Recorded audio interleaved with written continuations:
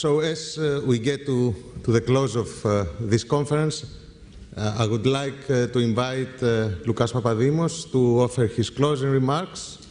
Lucas Papademos was from 1994 to 2002 Governor of Bank of Greece, and for the next 8 years, from 2002 to 2010, Vice President of the European Central Bank, and for not a very long period, but an important period, he was also Prime Minister of our country in late 2011, early 2012. Mr. Papademos, you have the podium.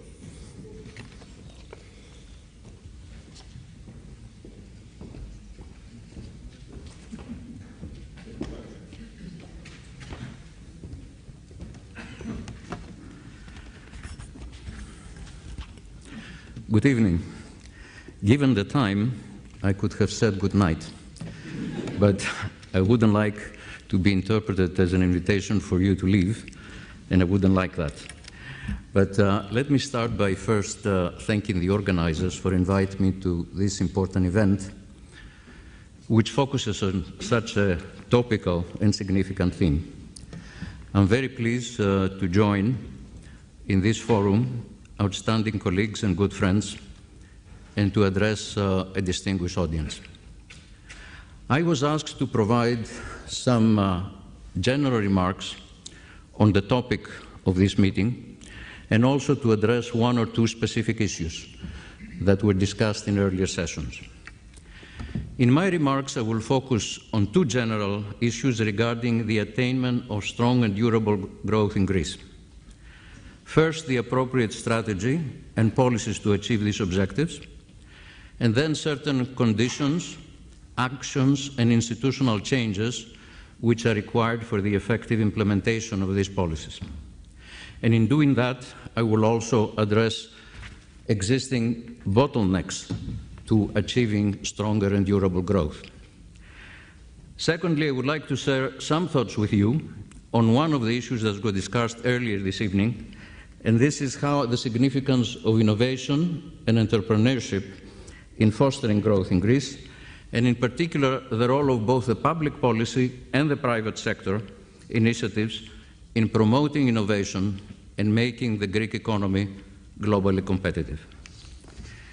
Now, if we look back and try to understand not only the causes of the crisis, but the causes of the deep and protracted contraction over the past 6-7 years, and the failure to put the economy on a path of durable growth, we can identify different factors: economic, political, and institutional, and a number of them have already been addressed by previous speakers.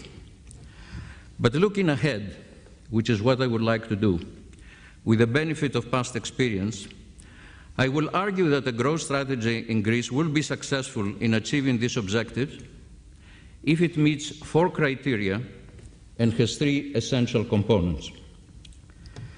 The necessary criteria or prerequisites for a successful strategy are first that it is formulated and implemented on the basis of a correct identification of the factors which have inhibited growth and job creation in the past. Second, if it employs the policy instruments which can effectively attain the goal. Third, if it can help restore trust and market confidence. And fourth, if it can implement it efficiently, but in a manner that strengthens social cohesion. I believe that all these criteria, fulfilling these criteria, are essential for success in general. But at the present juncture, restoring confidence and fostering a sentiment of social justice are particularly important. Now let me first note, perhaps the obvious, that given the country's still excessive public debt, the objective of the strategy and the challenge for policy is to achieve high and durable growth while securing debt sustainability. Fiscal policy will be constrained for years to come by the need to reduce the debt to sustainable level. Now, the precise limits on budgetary policy will depend on the future agreement between Greece and the international creditors. And these constraints should be eased and are likely to be eased, but they will not disappear. They will continue to constrain the capacity of fiscal policy to support aggregate demand. However, fiscal policy can play an important role in promoting growth through various reforms, in particular the adoption of a growth-friendly tax system. That is a system that is stable, simple, and efficient, and thus competitive. Now, in the light of these general considerations, and taking into account the main factors that have contributed to the severity and duration of the recession in the past, I will argue that the growth strategy in Greece should be based on three main pillars and should rely on several concerted actions to be taken both by the public and by the private sector. Now, in discussing these pillars, you will see some similarities, but also some differences with what other speakers have mentioned earlier. Now, the first and most essential pillar is the introduction of deeper and broader reforms to improve the functioning of markets and institutions. And please note the emphasis on deeper and broader, and the need for further structural change in both markets and institutions. Several reforms have been enacted over the past 6 years, and we should not underestimate their significance. But the fact is that they have not been sufficient, both in nature and in scope, to make a real difference in establishing the necessary conditions for stronger and sustained growth. Now, the second pillar of the growth strategy concerns the financial system, which was discussed extensively earlier today. The capacity of the Greek banking system to finance the economy has been, as you know, severely restricted, constrained by three factors: the sizable, the huge outflow of deposits, the exceptionally high share of non-performing loans, and the substantial borrowing requirements of the government, which have affected, and they are still affecting, both the asset and liability side of banks in an environment of no market access and high uncertainty. Now, as noted by the Governor and other previous speakers, the recapitalization of Greek banks last fall and the recently arranged agreements for reducing the share of NPL substantially in the coming years will help ease the credit crunch in the Greek economy in general and contribute to the better financing and the provision of credit, particularly to healthy firms. In addition, the completion of the first review of the third program will allow the ECB to provide more direct long-term financing to Greek banks, therefore reducing their funding costs, and later in the year, it will allow the ECB to decide the inclusion of Greek bonds in the ECB's asset purchase program, the so-called QE. Now, all these positive developments will remove some financial bottlenecks to growth and should improve financing conditions, therefore fostering investment and stimulating demand. Nevertheless, there is a nevertheless. It should be clear that these potentially favorable financial prospects are conditional on the timely and effective program implementation.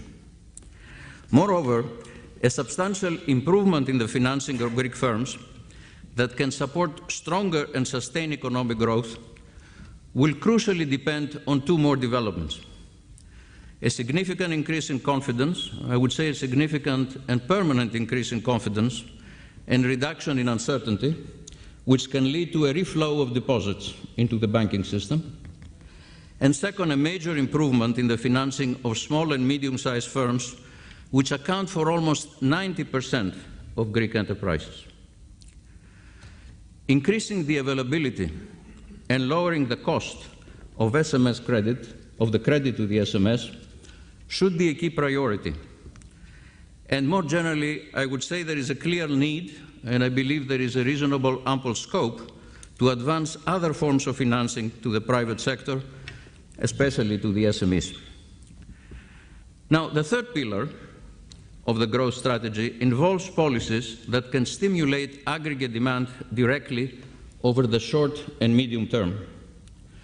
Because many reforms take time to be implemented, and their positive effects on activity and employment could occur with fairly low time lags, it is necessary to use other policy instruments which can speed up economic recovery and reduce unemployment faster by strengthening demand in a timely fashion.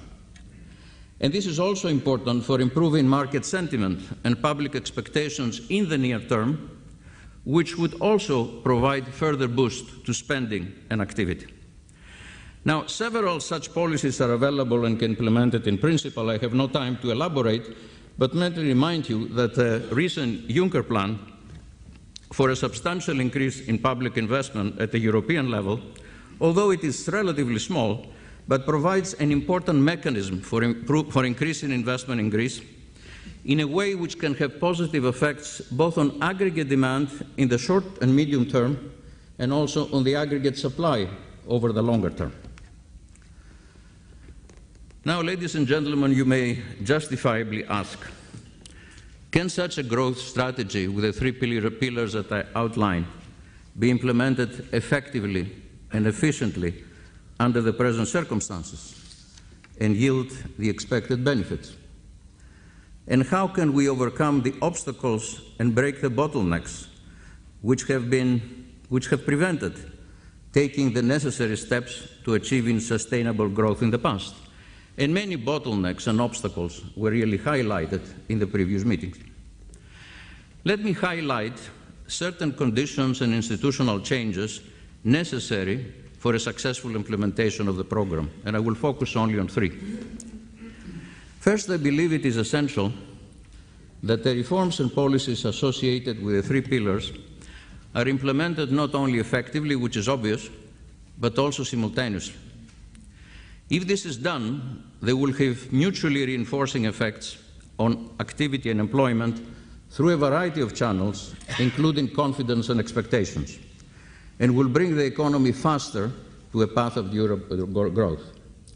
If this is not done, and we focus primarily on one or two pillars, then economic weakness is likely to continue, and I think more importantly, the political and public support for the adjustment program is likely to be undermined. Second, the effective implementation of the reform agenda requires increasing the efficiency and quality of public administration, which includes the efficient functioning of the justice system and the tax revenue system.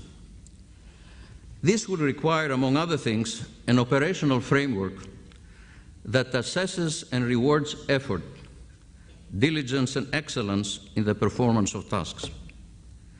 Improving the efficiency and effectiveness of the public administration will be very challenging, as it requires changing both attitudes and practices established over a long period of time, often reflecting political or partly related prerogatives. But it should be a reform priority, first of all because it's important in itself for supporting growth, and because it is important for the effective implementation of other growth-enhancing reforms, as well as for speeding up the fiscal consolidation in a way which is more effective and equitable. A third important condition, and this is the last one I will mention, for the successful implementation of the growth strategy, which is pertinent both for the Greek government, but it's also pertinent for the international creditors who are reviewing the program implementation, is the following. In case of delays and shortcomings in the introduction of reforms and in the consolidation of public finances, priority should be given to speeding up the pursuit of the reform agenda. In particular, in assessing the progress made in the implementation of the current third program, greater emphasis should be placed in the completion of agreed reforms relative to the achievement of short-term fiscal objectives. Now, needless to say, structural reform and fiscal consolidation are both important. Yet, we should avoid repeating the mistake made in the past of overemphasizing the attainment of fiscal targets in the short term at the cost of the introduction or at the cost of the non-introduction of growth-enhancing reforms, which could support activity and employment and greatly facilitate fiscal consolidation in the long run. So, in sum, the successful implementation of a growth strategy in Greece will ultimately and fundamentally depend on the effective and timely introduction of structural and institutional reforms. Now, the word reform has been overused and sometimes misused, and there is a risk of losing its meaning. The list of necessary growth-enhancing reforms is long, and many were highlighted also in the previous session. But we have to prioritize, and I have already stressed the importance, and others in this meeting, of improving the quality and efficiency of the public sector. In addition, I would like, among the long list of reforms that have to be enacted, to emphasize the urgent need for reform to create, I'll use 4 adjectives, the institutional, educational, cultural, and entrepreneurial environment that could stimulate innovation and foster competitiveness. We need a multidimensional environment to achieve this. Now, this observation leads me to the last part of my remarks regarding the significance of innovation and entrepreneurship for improving the growth performance of the Greek economy within the single European market and the increasingly integrated global economy. Now, we all realize that innovation is an abstract concept, and its quantification is not straightforward. Moreover, the innovation process is complex, and its links to growth and employment are also complicated and difficult to estimate with a high degree of accuracy. Nevertheless, the economists among us know that modern growth theory and an increasing body of empirical evidence have convincingly demonstrated that ideas and knowledge which lead to innovative products and processes are key drivers for long sustainable growth. And this is our topic today, especially in a highly integrated and competitive global economy. Now, although there are differences among the various measures or indicators of innovation, as well as differences in the assessments of the links between innovation, the innovation ecosystems of countries and their economic performance, the empirical findings are broadly consistent regarding the significance of innovation for output and employment. Now, some have questioned the reliability of some of these indicators, which are based on surveys, and some have questioned the robustness of the empirical results.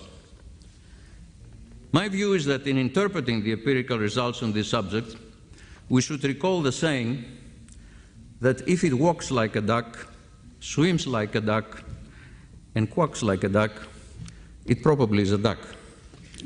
And in particular, in the case of Greece, all the main innovation indicators, and I have at least 3 or 4 in mind, show our country's poor, if not dismal rankings, despite some progress in recent years.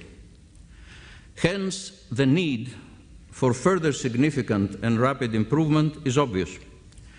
But at the same time, the potential for enhancing innovation and competitiveness is also great. Now, you know that there are various public policies and private sector initiatives aimed at supporting innovation and strengthening entrepreneurship. Yet so far, the overall results are limited and indeed rather disappointing, considering the need and considering the potential. So what should be done to enhance fundamentally the framework, the policies and the practices in this field and achieve a better outcome? Now, previous speakers in the session before the last, and also in the last, have provided answers to these questions on the basis of their own analysis and their experience in various countries. I would like to draw attention to one conclusion, general conclusion, is that the nature and complexity of the innovation process requires actions in various areas if it's going to have tangible and significant results to growth and employment.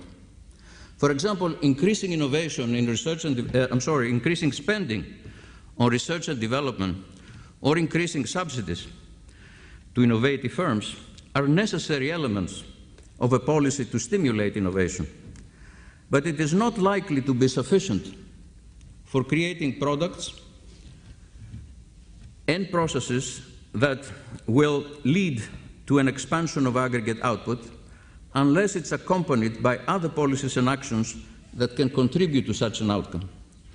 Hence, it's important to develop an ecosystem which is conducive to innovation and adopt a holistic approach where both the public and private sectors have crucial and complementary roles to play.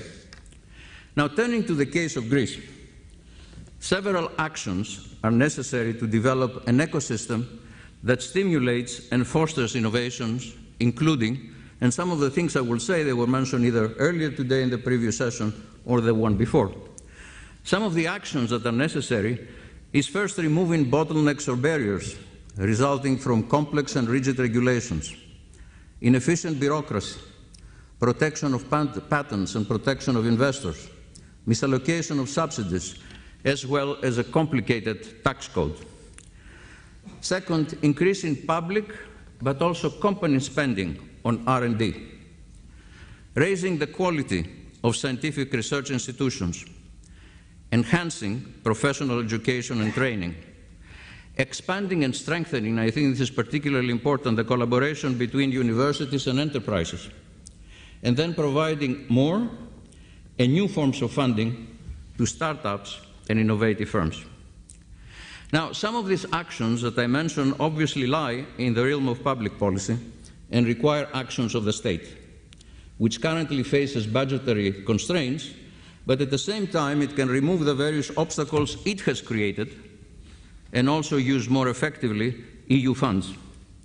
But other actions can be taken by the private sector in cooperation with institutions of higher learning, utilizing both private sector and EU final resources. So let me conclude by giving an example of a possible initiative, a framework, which could involve mainly the private sector, universities and research institutes, aimed at addressing some of the weaknesses of the existing ecosystem. Now, you know that at present, there are many organizations and initiatives which are organizing competitions, providing working spaces for startups, and offering incubation and support services to an emerging ecosystem. This is a very encouraging and promising development. However, at the same time, the number of Greek universities and academics involved in innovation and entrepreneurial activities is very limited, and there are few integrated initiatives funded by the state or the private sector and the EU. Moreover, the number of sectors represented in these activities, competitions and others, is very small. And there are only very few connections, not only with foreign universities, but also with international networks of mentors, advisors, potential investors, and business partners. So against this background, I think an objective of a new initiative for innovation would be to strengthen some of the underlying sources of the innovation process by promoting certain research, educational, and entrepreneurial activities concentrating in key areas where there are global growth opportunities and where Greece should expand its productive capability and has comparative advantage. Now, these activities would include, first, research collaboration between research centers in Greek universities and foreign universities, focusing on specific scientific projects aimed at facilitating a technology transfer between research institutions. Second, they could involve innovation-focused activities involving the collaboration of foreign universities or their spin-offs and Greek companies or Greek university labs that target now technology transfer not between institutions, but between the academia and the market. Third, professional education on subjects pertinent to the innovation processes and entrepreneurship. And then other activities that can help stimulate the creation of startups and accelerate the development at later stage and accelerate the development beyond the initial stage. And these activities or collaboration schemes, I think, we focusing in certain areas, and I give some tentative examples. The one is the biomedical technology and healthcare system, the energy sector, communication information systems, and other areas where Greece has a comparative advantage or a potential for growth, like shipping logistics or the agricultural sector. By the way, earlier there was a mentioning, I think, on the position of Greece in the various competitive rankings and innovation rankings. Overall, our position is poor. But if you look at the innovation on the components of the innovation rankings, the subcomponent, which refers to the number and quality of engineers and scientists in Greece, Greece is almost at the top, number 6 out of 140. But these are not properly utilized, and they do not have the opportunity to contribute as they could. Now, of course, the establishment of such a framework is a rather ambitious undertaking, but it can be developed in stages, initially with the collaboration of 1 or 2 foreign universities, perhaps 1 or 2 are here, which have the vision about the significance of innovation for advancing economic welfare, and which have established programs to promote it. Ladies and gentlemen, let me make one final remark of a more general nature. In this meeting, we have discussed policies, reforms, and other actions that are necessary to achieve sustainable growth. And among the actions we considered, special emphasis was placed on those required in order to break bottlenecks in certain sectors and policy areas, which have hindered effective and timely policy implementation and prevented the return to a path of growth. But looking back, it is evident that certain other factors, political and cultural in nature, inhibited the resolution of the crisis and delayed the enactment of growth-enhancing reforms. Clientelism, pressure from vested interests of various types, extreme political and party antagonisms, and the resulting failure to reach a national consensus about obviously necessary reforms have also been responsible for our country's unsatisfactory growth performance. Now, looking ahead, a growth strategy and a reform agenda will succeed in achieving the objective of strong and sustainable growth if, in addition to the actions previously identified by many speakers and myself, we reach a broad political consensus on the primary objectives and the appropriate policy framework for making the Greek economy globally competitive. And 2, if we develop the social values and public institutions that will support the effective implementation of fundamental reforms and growth-enhancing policies. So it is essential for the success of the growth strategy that we focus not only on the features of the necessary reforms and policies, but also on how we can create the social, political, and institutional environment required for their adoption and their implementation. Now, it will not be easy to establish such an environment. I have no illusion, and I think all of us share this view. The process is complex, and the tasks to be carried out are difficult. We would have to reform ourselves as we endeavor to reform our public institutions and market structures.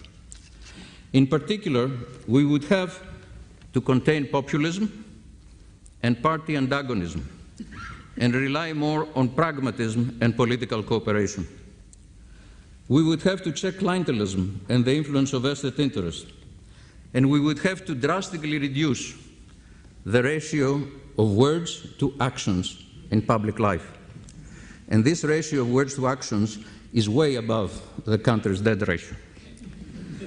Nevertheless, establishing such an environment is not impossible. To paraphrase what a great chump who passed away last week once said, impossible is often not a fact. It's an opinion. To achieve the impossible, we would need the vision, the skill, and the will. But the will must be stronger than the skill. I agree with the champ, and I'm confident if that there is a will among the society and among the politicians, we will find a way. Thank you. And now,